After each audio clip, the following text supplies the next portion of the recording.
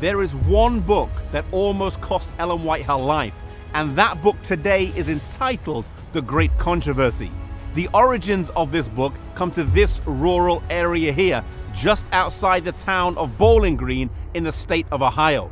Ellen and James White have been traveling across the state visiting various families, and they were in this area for the funeral of a young child. The funeral took place on March the 14th, 1858 in the Lovett's Grove Schoolhouse, which would have been located just across the road from here. During the funeral sermon, Ellen White received a vision that lasted 2 hours. Receiving a vision during the funeral of a grieving young family is not the ideal timing, but the truth that this vision would share would be vitally important to us today.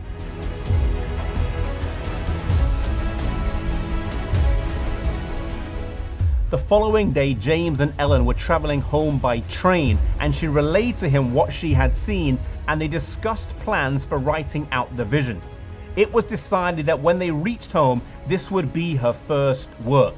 Yet on that train, there was what one author has described as an unseen, unpaying passenger who was determined that the world should never know the truth about himself, that it should not get published and see the light of day.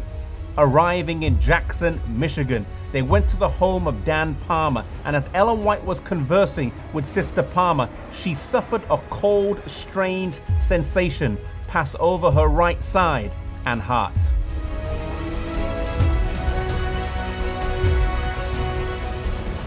Those present earnestly prayed for her, and with a partially restored strength, she was able to continue her journey here to Battle Creek.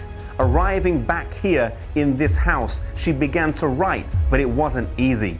Initially, she only had enough strength to write barely 1 page, and then she had to rest for 3 days afterwards. But as she continued to write and her strength increased, she was able to progress and finish the book. In June of that year, she received some light as to what happened in Dan Palmer's home, and she wrote, "I was shown in vision that in the attack at Jackson, Satan had intended to take my life in order to hinder the work that I was about to write, but angels of God were sent to my rescue." The unseen, unpaying passenger on that train did not want the world to know that he had been an angel in heaven, that he had fallen into sin, and that he was the cause of the misery in this world.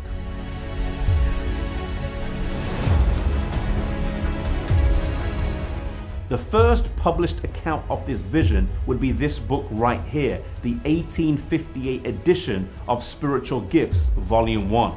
This would later be enlarged into the Spirit of Prophecy, Volumes 1 to 4, and then eventually to what we have today, a 5-part series entitled The Conflict of the Ages, of which the book Great Controversy is the last in the series.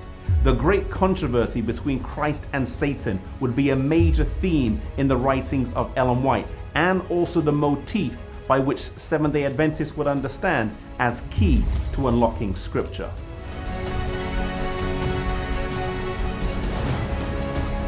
This book, the one that almost cost Ellen White her life, has changed lives all around the world, and is the one that we should seek to share as much as possible.